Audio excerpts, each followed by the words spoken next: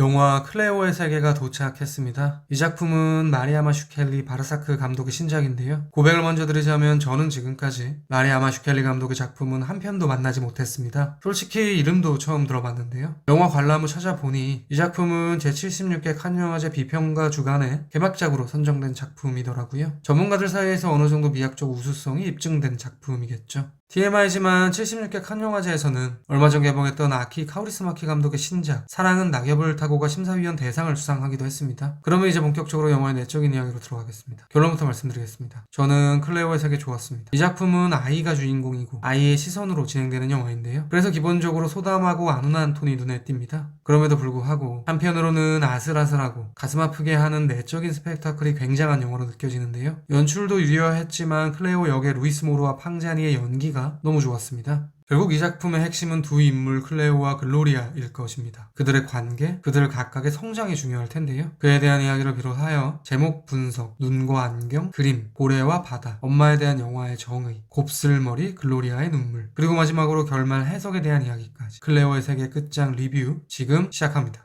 Qu'est-ce qu'il y a, Gloria? Je dois partir pour rentrer chez moi, dans mon île. Cette fois, je reviens pas. Qu'est-ce que tu fais là? 저에게 이 작품은 제목 그대로 클레오의 세계에 대한 영화로 보입니다. 그러니까 영화에서 펼쳐지는 면면은 결국 클레오의 시선을 경유한 세상처럼 느껴지는 것인데요. 영화의 시작에 그에 대한 인장이 선명하게 찍혀 있습니다. 안과에서 클레오의 눈을 검사하고 있죠. 시력에 변화가 있어 안경을 새로 맞추기 위함으로 추측됩니다. 시력을 교정한다는 것은 결국 세상을 바로 볼 수 있게 해주는 작업일 것입니다. 즉 저에게 이 첫 장면은 클레오의 세계는 클레오의 눈에 관한 영화라는 일종의 선언처럼 느껴지기도 하는 것이죠. 조금 더 첨언하면요. 클레오가 시력 검사를 할 때 지라는 단어를 읽지 못하자 옆에 있던 보모 글로리아가 도움을 줍니다. 그러니까 이렇게도 말할 수 있을 것 같습니다. 클레오의 세계는 글로리아가 클레오의 눈을 교정해주는 영화다라고 말이죠. 어린아이인 클레오가 포착하는 세계는 아직은 다소 불안정할 것입니다. 영화 속에도 그에 대한 묘사가 많은데요. 대표적으로 새로 태어난 아이에 대한 질투심 같은 것이 그것이겠죠. 그것을 품어주고 바르게 인도해주는 역할을 하는 이가 바로 글로리아인 것입니다. 물론 클레오의 세계라는 제목은 국내에 수입되면서 변주가 들어간 명명입니다. 원제는 아마 글로리아인데요. 아마 글로리아의 정확한 의미는 잘 모르겠습니다. 보모 글로리아라는 이야기도 있고요. 아마라는 단어가 게일어로 시간을 뜻하더라고요. 그렇다면 글로리아의 시간쯤으로 번역이 되겠죠. 아무튼 저는 개인적으로 국내 번역 제목이 더욱 이 작품의 핵심과 맞닿는다고 생각하는 것이죠. 그러니까 이렇게 클레오의 세계는 소녀의 시선이 핵심인 작품인 것인데요. 이는 두 가지 형식을 통해서 엿보이기도 합니다. 먼저 이 작품은 상당히 타이트한 화면으로 구성되어 있습니다. 저에게 이것은 미성년자의 시점에 대한 표현처럼 보입니다. 아직은 전체 세계를 모두 조망하지 못하고 본인과 밀접한 좁은 세계만을 보는 아이의 눈이라고 해야 될까요? 그러니까 물리적 정서적으로 화각이 좁은 것에 대한 영화적 터치처럼 느껴지는 것이죠.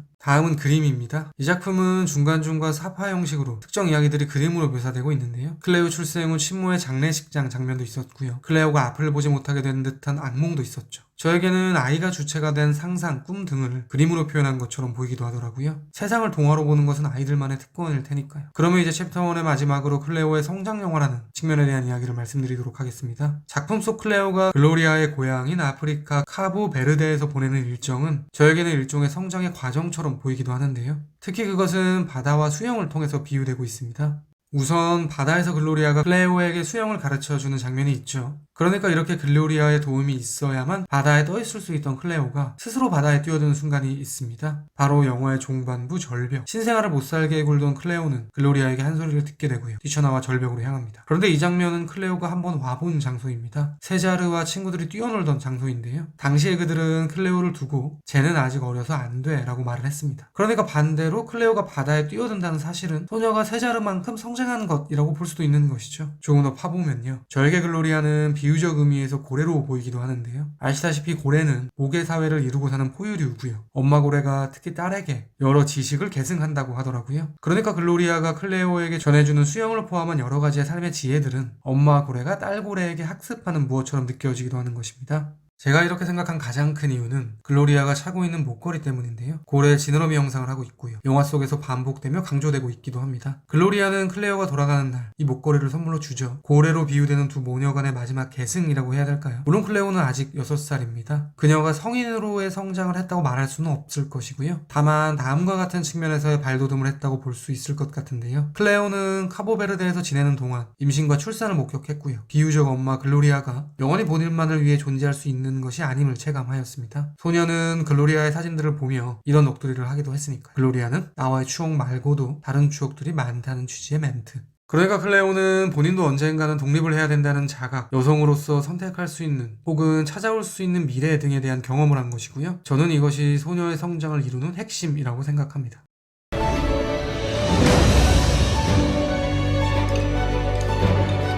Moi, j'ai que des souvenirs avec toi.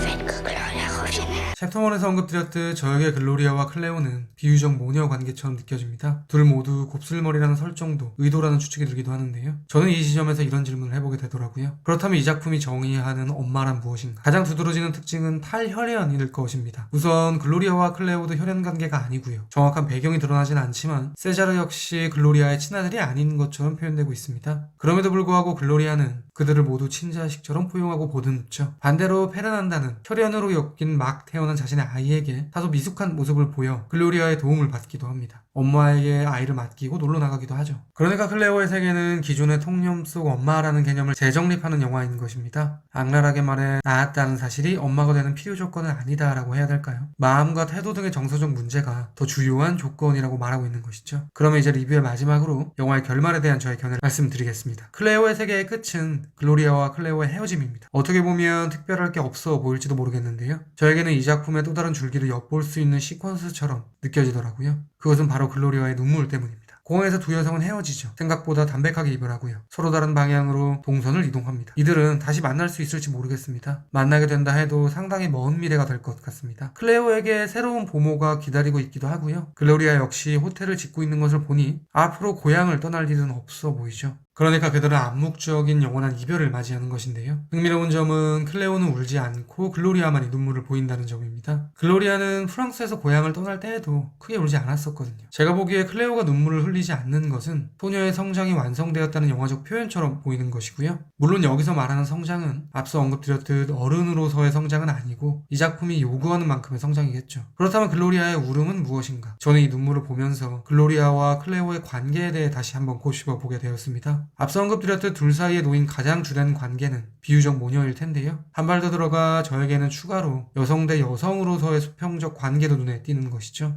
클레오는 출생 직후 엄마가 사망한 아픔이 있습니다. 글로리아가 고향으로 돌아가게 된 큰 이유 중 하나는 모친이 돌아가셨기 때문이죠. 모친의 산소에 갔을 때 유일하게 눈물을 흘려주었던 이도 클레오였습니다. 그러니까 엄마를 상실한 경험이라는 관점으로 보면 클레오만이 유일하게 글로리아를 공감할 수 있는 인물인 것입니다. 즉 둘은 모녀관계 외에도 같은 아픔을 겪은 여성으로서의 유대도 있는 것이죠. 글로리아의 눈물의 뿌리가 바로 여기에 있는 것은 아닐까 싶더라고요. 프랑스에 있을 때 글로리아는 클레오에게 고향으로 돌아가야 한다고 말하며 그곳에 있는 자식들을 케어해야 되기 때문이라고 하는데요. 그렇다면 반대로 이런 질문을 해볼 수 있을 것 같습니다. 글로리아가 프랑스에 있는 동안은 누가 그녀의 자녀를 돌봐준 것인가? 아마도 글로리아의 모친이었겠죠. 말인즉슨 글로리아의 모친 입장에서는 손녀, 손자를 봐준 셈인 것인데요. 고향에 돌아온 글로리아 역시 손녀를 돌봐주게 되는 상황이 도래하니 결국 그녀는 자신의 엄마의 길을 따르게 되는 것입니다. 그런 관점에서 보면 글로리아 역시 성장을 했다고 볼 수도 있겠죠. 즉 저에게 클레오의 세계는 두 여성의 연대와 성장에 대한 영화처럼 보이기도 합니다. 클레오의 세계에 대한 제 별점은 별 3개 반이고요. 한 줄 평은 다음과 같습니다. 안경으로 세계를 교정하고 고래가 되어 성장한 클레오. 제가 100% 확답을 드리지는 못하겠지만 아마도 다음 리뷰는 지금 보여드릴 이 영화가 되지 않을까 싶습니다. 그리고 당연한 이야기지만 그 어떤 영화라 해도 언제나 영화는 제 리뷰보다 무조건 위대합니다. 들어주셔서 감사합니다.